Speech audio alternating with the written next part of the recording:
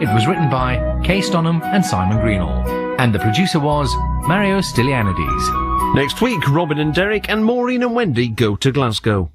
And here we are, half an hour into the week's final edition of BBC 7's Comedy Club with me, Alex Riley.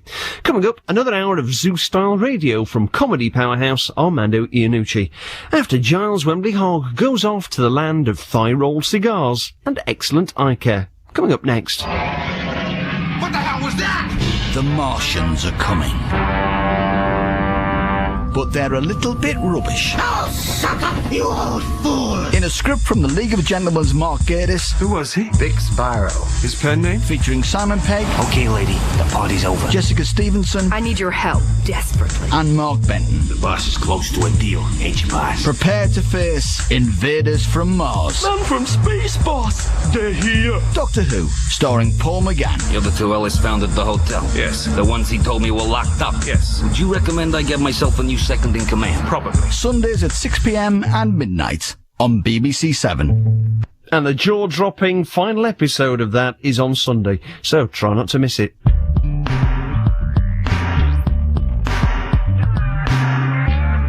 There's a brand new show in Monday night's Comedy Club. Spats, the show which tackles the big arguments and solves them using light entertainment.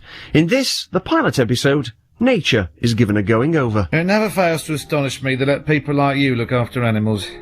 The only thing I can think of is a minimalist dog. They go with anything. What's a minimalist dog? It's the essence of dog without the extraneous bits like the tail and the paws and the bark. I snapped it up and took it home.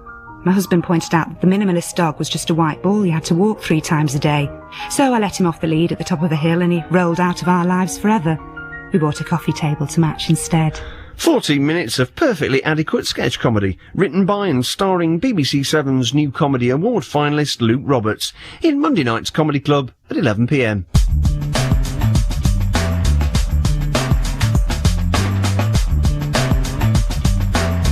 BBC 7. Now, posh backpacker Giles Wemmbley Hogg fancies a spot of elected office, and so decides to get a jump on his lefty rivals by learning about socialism. I'm in Cuba, and I'm holding a fine Havana cigar. She's a whopper, absolutely massive. It looks like an almighty brown leafy Zeppelin, only made of cigarette. Here goes.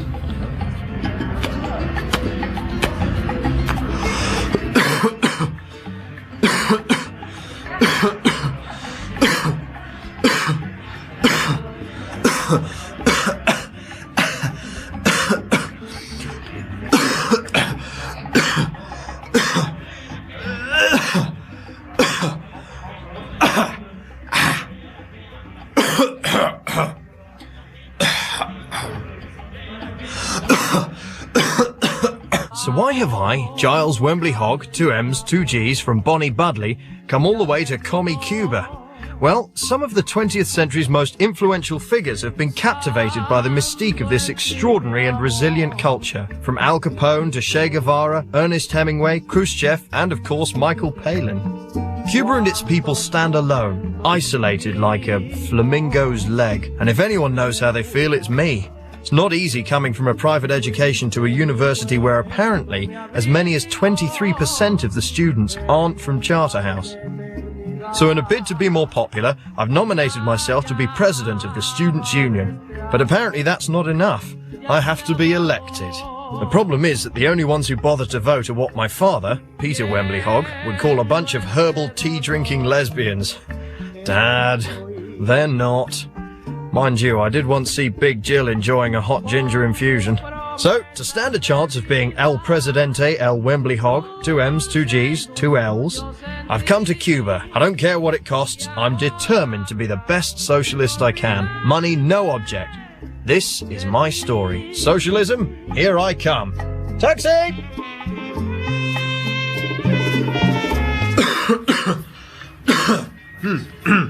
That's cleared it. I'm in Havana. Havana good time. On my own. In a bar. Excuse me, por favor, barman. Why are there photos of Father Christmas all over the place? Hombre, that is Senor Ernest Hemingway. Didn't he write The Old Man and the Fish? and the sea. That's right. Yeah, the old man and the fish and the sea. This was his favorite bar. And you're sitting on his favorite stool, drinking his favorite drink. What's it called again? Una Cuba Libre. It means free Cuba. I'll just have the free bit. I've got a student card if that's any help. Havana's a real student town. Must be loads of them because there are posters of Che Guevara all over the place. Well, I haven't seen any of that tennis player with the itchy hoop. I'm meeting up with Henrietta and Tony, the two heads of Socialist Sock, who've kindly agreed to take me under their left wing. Ah! Oh, there he is. Hello, Giles. We've been looking for you everywhere. We told you to meet us in Hemingway's favourite bar. I thought I was. No, Giles, this is just a tourist trap. Yes, we were at Ernie's, 4 doors down. We sat on his favourite stool. Giles, is that rum and coke? Oh, it's rum. I thought the coke had gone a bit off. I didn't want to say in case it was a commie thing. Oh, come on, we're supposed to be meeting Professor Samper at the university at noon. Noon? Is it still morning? Blimey, I'm absolutely pie-eyed. Whoop. There goes Hemingway's favourite stool. Sorry. Don't worry, we have many others. Do we have to meet up with the professor, guys? I mean, dull or what? Professor Samper was a hero of the revolution. He fought alongside Castro and Che Guevara. It's an honour to meet him. Dollarama. And he's killed more Americans than you've had puffy drinks, hasn't he, Tony? Yep. Wow. 18. Taxi! We're walking, Giles. Yup, I know. We're waiting at the uni now for this Sampera guy. He runs the summer sabbaticals for Bristol Socialist Sock. He's sort of the Cuban equivalent of Judith Chalmers, only not as orange. Oh, and he's killed people deliberately. On the way here, a prosy said she'd sleep with me for $2 US. I wonder how much it is for sex. Either way, good deliberately. Could me like this. I mean, Leslie Harris used to charge us £1 just for a kiss. Still, he was a prefect, I suppose. Ah, here he comes. What, him? He's a bit old, isn't he? He's 72 now. Just behave, Giles. He's a very important man, isn't he, Tony? Yep. But he's tiny. He's only 4 foot tall and he's all raggedy. I thought he was going to be terrifying. You said he could kill a man with his bare hands. I can. Huh? And I'm fast too, no? Bloody hell. How did you manage to sneak up? I was looking right at you. While you talk of age and sneer your contempt on my country, I move like a cat in the night and slit your bourgeois guts open and let the capitalist poison seep from your bloated corpse like the putrid flow of humiliation visited upon every worker who has toiled for your gain. Do you mean Tom, the gardener? Okay. Tom, the little man from the village. He's not in my guts, I don't think. My mother pays him £4 an hour to drink tea and mutter at cats, so if there's any exploiting going on, I'd say... Nice beard, by the way. Gracias. Shall we go in my office? Right. This way, please. Who would like tea? Oh, yes, please. Have you got a herbal? I knew it. You are looking so well, Professor. Better than ever. Liquor. This is Giles. Wemmbley Hogg, 2 M's, 2 G's, socialist in training. Professor Sampera, socialist in blood. How'd you do? Compadre to El Comandante himself, appointed to this facility by the great Fidel Castro. Biscuit? Please. Funny, at my school we used to call all the boys in the choir Castros. At school in Cuba, you make a joke about Castro and you get your fingers broken. Sugar? 2, please. Sugars, not fingers. Shut up, Giles. You're embarrassing me. Sorry. I think she fancies him. Grave robber. I'm not in my grave yet. I wish he wouldn't keep doing that. I'm sorry, Professor. He's very new to all of this. He's sort of a project, really. I see. I think perhaps I will give you to my best pupil, Miguel. Right. He graduates with first-class honors in Revolutionary Marxism in 3 weeks at a special fiesta here in Havana. Right, sort of top marks for the top Marxist. Oh, going to be sick. Right, Giles. He will start with the history of Lenin. Well, I know the early stuff, but I didn't like Band on the Run much. Miguel will show you the Cuba you need to see. I suggest he takes you to the Bay of Pigs first. You will fit right in. It's day 3, and we're all on a bus to the Bay of Pigs. Piggy bus. With Miguel, which is short for... What is it again, Miguel? For Miguel, Jesus, Rodriguez, Manuel, Cristobal, San Sebastián de Marco. Sorry, was that your name or a list of everyone you know, eh? Imagine the size of your passport. I don't have one. Blimey, how'd you go on holiday? I never have. Wow, I mean, you really should. I mean, you could almost swim to Miami from here. What about Florida? Disney World? Disneyland? Euro Disney. Thorpe Park. No, we're not allowed to leave the country in case we don't come back. Well, Thorpe Park shuts at 6. Good news! It turns out the Bay of Pigs is at the seaside. We haven't had so much as a paddle or an oink thus far. Still, it's a lot less pebbly than Bud, so I'm pretty keen to have a dip. Miguel's banging on about some sort of historic invasion. Presumably that's when all the pigs died. I'll have to ask. The Americans organized a paramilitary force of Cuban exiles to invade the island. Right. So, on April 17, 1961... Amazing! My father's birthday's in April. Peter Wembley Hogg? April the 6th. Not the 17th, but still, you know, quite a coincidence. Thank you, Giles. Pleasure. They came here to what is known as the Bay of Pigs. Right. Bay of Pigs. Should we have a dip? They began with the aerial bombings of the airports in an attempt to eliminate the small Cuban air force. Giles. Sorry, Tonio. Just trying to beef the story up a bit, you know. Can we go for a swim now? As a result of the US failure at the Bay of Pigs and the diplomatic embarrassment that ensued, President Kennedy fired longtime CIA Director Alan W. Giles, what is that? Inflatable rabbit. I'm going for a swim, that alright? Tell you what, I'll leave my tape recorder here and listen to the rest later. It's fascinating so far. Kennedy also fired Dulles, Deputy Director Charles P. Cabell, and the one principally responsible for the operation, Deputy Director Richard Bissell. Miguel, isn't there a dangerous undertow in the bay? No, sadly not. You're going in!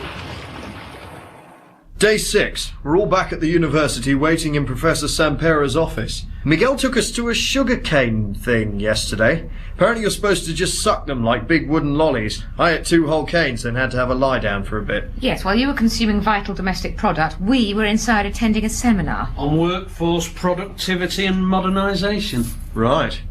How was that? Hot, mainly. But fascinating. Oh, yes, fascinating. We discussed the merits and pitfalls of yield enhancement through the use of mechanisation. Tractors. We talked about tractors. They let me and Miguel have a go on one. Did they? See? Good fun? I was sick. I think it was the sugarcane. Hello again, Giles. I wish you'd not do that. So, you have been here for a week. How is your understanding of our doctrine? Well, we haven't actually been to any hospitals yet. What? Well, did Miguel give you the pamphlets? Well, I tried to buy... Yes, I'm sorry. I haven't quite got round to those yet. I'm still stuck on chapter 8 of this. What's this? Riders? Jilly Cooper. Cracking read. Ever read it? No? See the mini-series? Tell you what, I'll do your swapsies when I've finished. See, Tony, he's a lost cause. Typical of the bourgeois middle class, to give up as soon as it gets hard. Comrades! Sorry, Professor, but these short sabbaticals are the highlight of the Sock calendar, and Giles is turning it into a bloody nightmare. Okay. I did not want to do this, Giles, but times are desperate. Oh, God, what's he going to do? So now I will show you a vision of hell. Oh, no. Miguel, I want you to show Giles the cesspool of decadence that we strive so hard to defy. Take him to Baradero. Huh? I can't. I swore I would never go there. Take him there, and both of you will see the death of humanity. No, please, I don't want to see the death of humanity. What is Baradero? What's happening? Whoa! Now this is what I call fun. I'm on one of those inflatable banana boats. It's my 43rd circuit round the bay and they haven't tipped me off yet. Come on, Jose! Give me your best shot! 1 ton of mirror! Just give me 1 ton of mirror! Ah! I see they managed to tip you off, Giles. Yep, but the last laugh's on them. I didn't get wet, I landed on the concrete jetty. Ow. Turns out Varadero's a sort of Spanish-speaking Majorca. Classic. If the boys could see me now, whoever they are. It's 32 degrees and I'm lying next to a German with the biggest boobs I've ever seen in my life. He's massive. I'm in heaven. If this is socialism, I think I like it. There are loads of cultural excursions, like the all-night booze cruise, the drink all you can on a catamaran, the double-sipper clipper trip, and surprisingly, tequila on horseback. We've done them all. Twice. Miguel, thank you for showing me the real Cuba. This is not the real Cuba, Giles. But between you and me, it is not as bad as old Sampera had me believe. A drink for you, sir? Yeah, alright. What do you recommend? Well, there's the banana daiquiri. Or the Baradero Especial. Ooh, what's that? Rum. Ooh, yeah. 2 of those then, please. But with smushed up banana. 2 daiquiris then. Yes, please. Yumsk. How about you, Miguel? Yes, water. But frozen, crushed, and drenched in martini. Okay. ¿Trabajas aquí? Sí. ¿A qué hora terminas? A las 8. Well, this is one of the most fun places I've ever been to. Funny thing is, there's no Cubans, bar Miguel, who's with me. It's probably a good thing they're not allowed in. It'd be absolutely rammed. Still, they've probably got their own fun park further up the beach. I don't know, maybe they ride round on a massive inflatable Fidel Castro. I'll have to ask. ¿Qué hora termina? A las 8. So, Professor, we have been studying very hard. Good, Miguel, good. So, Giles, what has Miguel taught you? Well, you have to grab the red strap on the banana when it first goes over the wake, or you come off at a hell of a lick. Next thing you know, you're coughing up seawater like a walrus. What? He means that... Habla solo cuando te lo diga, Miguel. Giles, explain how this banana idea represents the freedoms and trials of the Cuban people. Well, the banana is a fruit from the former Russia that is the symbol of the work that the Cubans have. So when you wake up from the nightmare that is capitalism, you have to hold on even tighter, because Cuba is an island, isn't it? Surrounded by water and walruses. Walrus? Who can clap. So let's clap our hands and flippers for Cuba. You rode on the banana, didn't you? Yeah. And you? Si. Miguel, my star pupil, you have become corrupt. I should never have sent you there. Professor Sampera, I have to ask you, and I don't mean to be rude, especially with your history of extreme violence, but seriously, have you ever ridden the banana? Yes, Fidel has one, and once a year he makes us ride it, so we realize how pointless your decadent existence is. How long did you stay on? Oh, I was the best in the administration, but that's not the point. But it is fun, isn't it? But I suppose that's not the point, is it? I think, Miguel, that you need to spend some time with your family in Pinar del Rio. Take Giles with you. He can help you prepare for the fiesta. Oh, is there a party? Yes, my graduation. Castro himself is coming to present you with your degree. Wow. Couldn't ask him to bring his banana with him, I suppose? No. Right. Shame.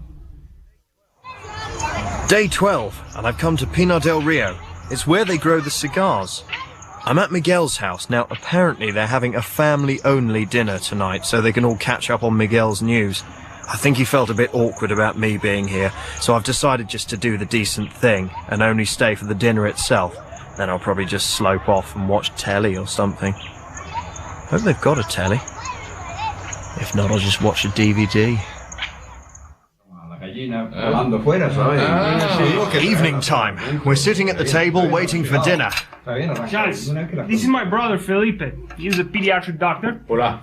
Hi, nice vest. And this is my father, Javier. He's a barrister. Good, nice vest. And making the dinner in there is my beloved mother, Maria. She teaches English, French, Russian, and Mandarin. Hello, Mrs. Maria. Nice vest. Now, this is my little brother, and he is training to be a civil engineer. He designs bridges. Oh, thank God. A hat. Nice hat. Hola. Ah, and here is Grandpa Carlos. He's a professor of sciences here in Pinar del Rio. Wow. I like your tooth. So, do you all work in Pinar del Rio? Oh, Yes, at the cigar factory. I thought you said they were all doctors and barristers and stuff. See, we become barristers, surgeons, scientists, and then we start our career working in a factory. It is the great Cuban system. But making the best cigars in the world. Wow. It seems a bit sort of pointless. What do you do, Giles? Canadian studies. What is Canadian studies? Don't really know yet. I've only done 2 years. My dad pays for it. But at least at the end of it I'll be Dinner is ready. Ah, this is my sister, Conchita. Bloody hell. Hola, Giles. Hello. You're lovely. I mean, hello. Giles Wemmbley Hogg. 2 M's. Giles, You're dreaming. Right. Yes. What do you do, Conchita? I roll cigars. Yes. I had a cigar once. Maybe it was one of yours. What do yours look like? Sort of round and smooth, and a little bit thick.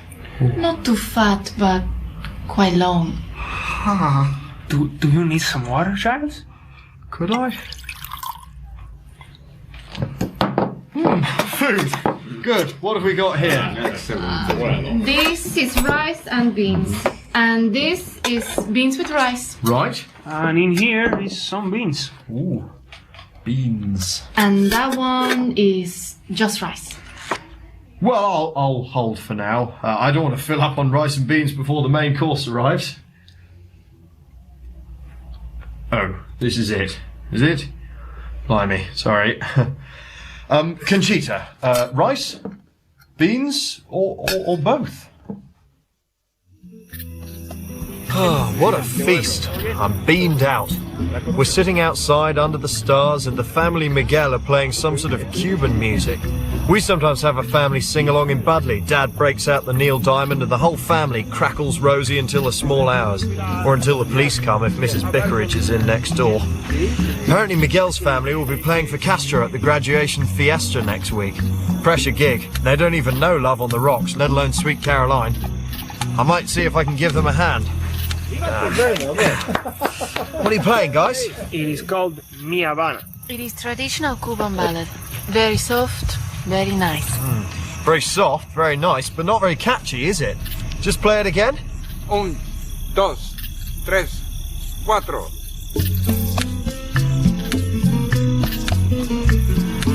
Whoa. Okay, yeah, listen. You've got to get them on the first few bars, you know. Where it began, I can't begin to know it. See? Pow! It grabs you like, da-da-da-da-da, crackling Rosie, get on board. See? That's the power of Diamond. Okay? Yeah. Now try again, but follow me. Can I borrow those? Great. I'll take lead maracas this time, and I'll count you in, okay?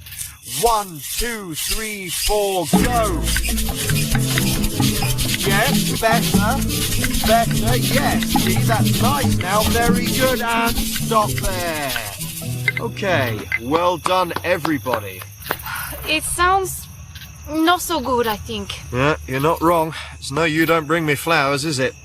Oh, I tell you what, why don't I write a song all about Cuba and we'll sing it to Castro at the fiesta? I'm not sure that is such a good plan, Giles. Castro is a very old man. His ideas are old-fashioned. He does not know what the young people want. Careful, if Sampera heard you talking like that, he might think you're planning to defect. God, I think you should write your song and sing it for Castro at the fiesta. Keep him entertained for a while.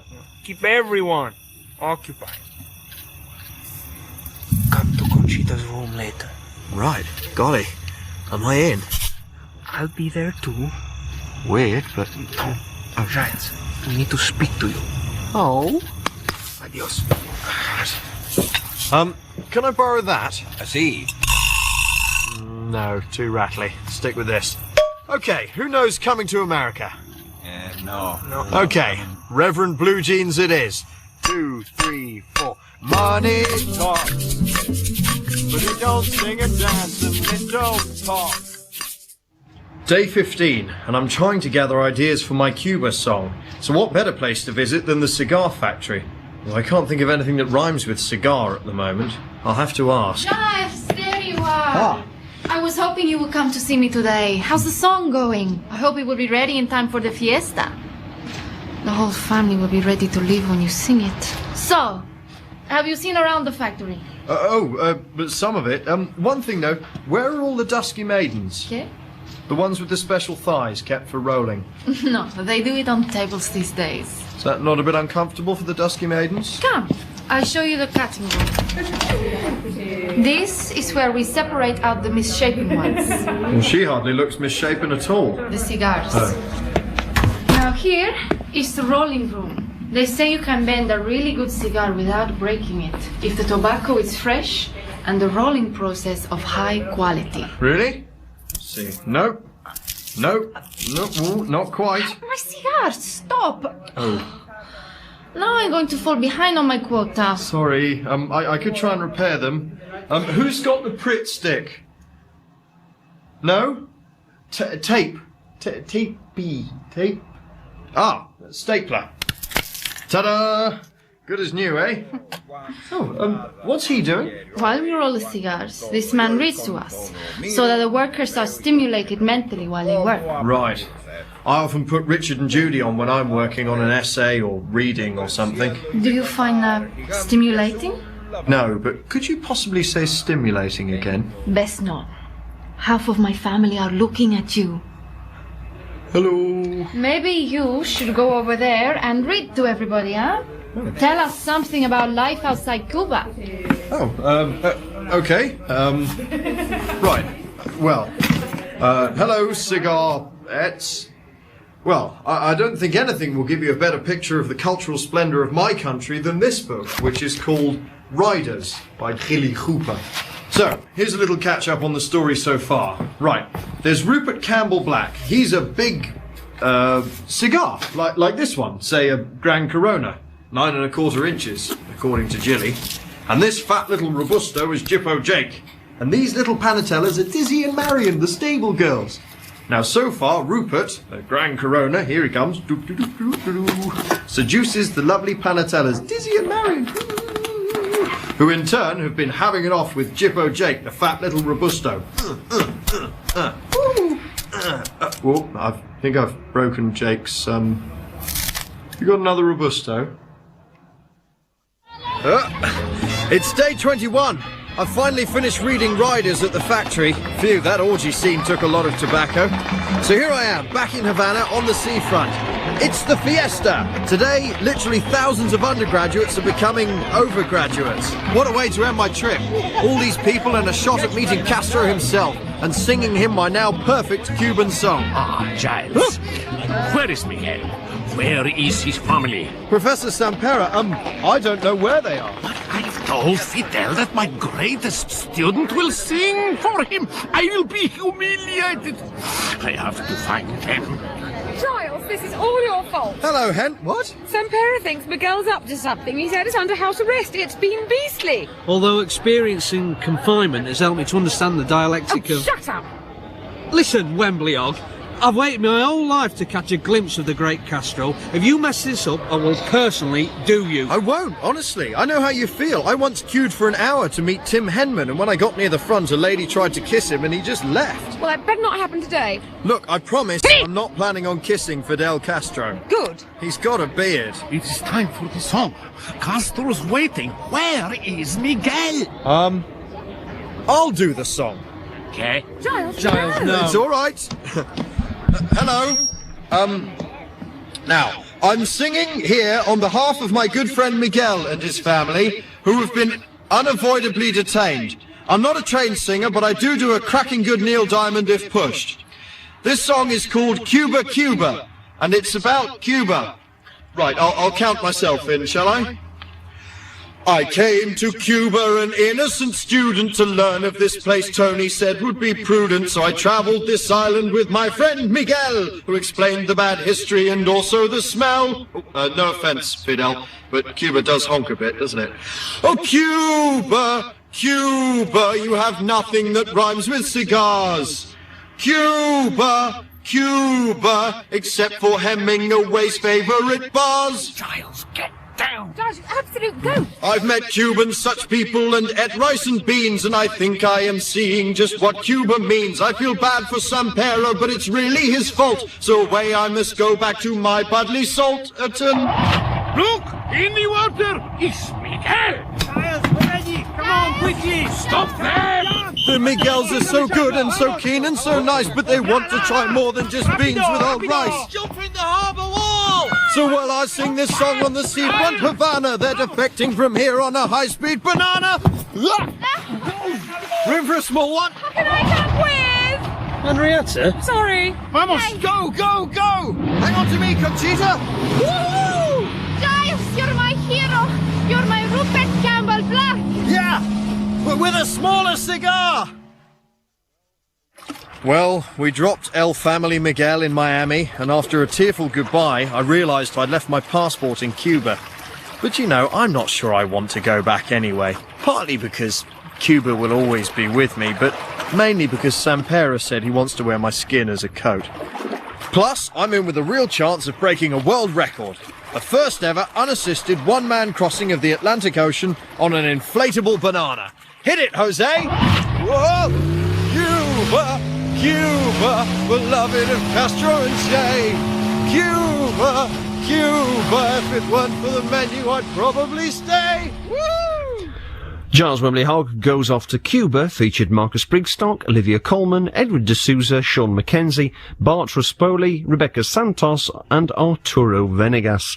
It was written by Marcus Brigstocke, Jeremy Salsby and Graeme Garden. It was produced by David Tyler and was a positive production for the BBC.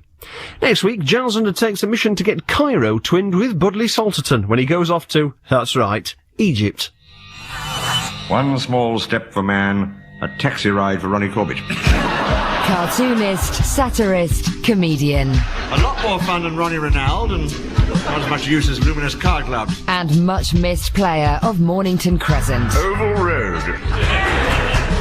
Thank you. The last time I saw him was when he joined us for Clue in Cambridge and was on great form. 10 years on, BBC 7 celebrates the wit of Willie Rushton. Got myself a crying, talking, sleeping, walking, living doll.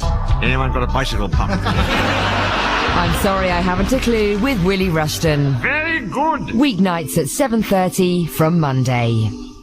This week, we've got all the big names here on BBC 7. Arnold Schwarzenegger, Russell Crowe and Sir Alec Guinness, to name but a few. OK, that might be slightly misleading, but you can hear John Culshaw et al. Doing very good impressions of them anyway. Although in the case of Arnie, I don't think Culshaw's quite nailed it, do you? A new series of Dead Ringers starts this Tuesday, showcasing everyone from soap stars to world leaders. Mr. President, I've got the Chinese on line 2. Okay, I'll have a number 42 with egg fried rice. Hey, no, Mr. Bush, the Chinese government. Well, why didn't you just say that in the first place? That's the problem with you guys that have derived from Washington. Your linguistical vocalization leave a lot to be desirecated. So that's Dead Ringers, Tuesday nights in the Comedy Club at 10. On DAB, digital radio, on digital TV, and online. This is BBC 7. Now originally broadcast on Radio 1 in 1994 and featuring plenty of adult content and language, it's producer, writer, performer and columnist Armando Iannucci. And he seems to have a cold. Oh, hello. Let the beat control your body. Let the beat control your body.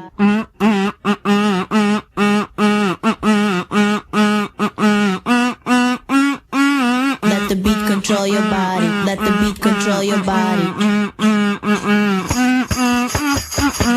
Let the beat control your body. Let the beat control your body.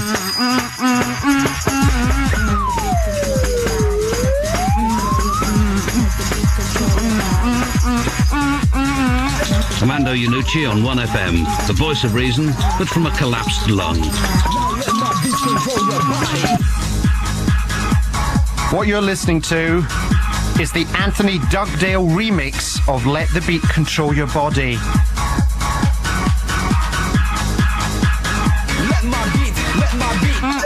Let the beat control your body. Let the beat control your body. Let the beat control. You simply cannot buy this thing in any shops. Your body. My beat, B-E-A-T, it's my beat and it controls your body. Armando Iannucci, do as he says, and there'll be no unpleasantness. And you can break it. It's my beat and you can fake it. It's my beat and you can copy. Let my beat control your body. It was first premiered on my show 6 weeks ago. A show that changed the burping face of music forever. Bishop, the press have accused you of fudging on clergy who are practicing homosexuals. Did you fudge? We certainly didn't fudge. And over the next 60 minutes, move your feet, get on, y'all. We're going to re-smell some of those burps. We're going to curiously examine some of the best bits of my last 4 shows and play them all again.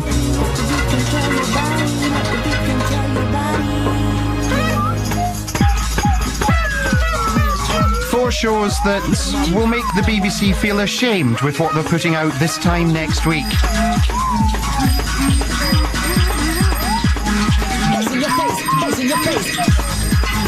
Okay, here's an important telephone number, 071 306 0222. Write it on your skull and remember it. I want you to ring in throughout this evening for a number of purposes. Control your body. And the purposes will be described in a moment. Hello, I'm Armando Iannucci, and that was 2 Unlimited there. And there's another of Anthony Dugdale's special remixes at the end of this sausage, if you want to hang around for it. And as I said, it's a very special programme and a very sad tonight. It's a blatant compilation programme. But more than that, it's a tribute to all the people who worked with me on the show, but who are now all tragically dead. Richard Herring, Stuart Lee, Rebecca Front, David Schneider and Peter Bainham. 5 people who all turned guns on each other on Saturday. So obviously, they're not here with me tonight, but if you're at all upset by their loss or have any memories of them and want to talk about it, we're running our own telephone counselling service. The number to ring is 071 306 0222 if you've got any memories you want to share about any of the people on the programme and what they meant to you. We'll also be playing more games, of course. The ever popular Shout Wrestling is back.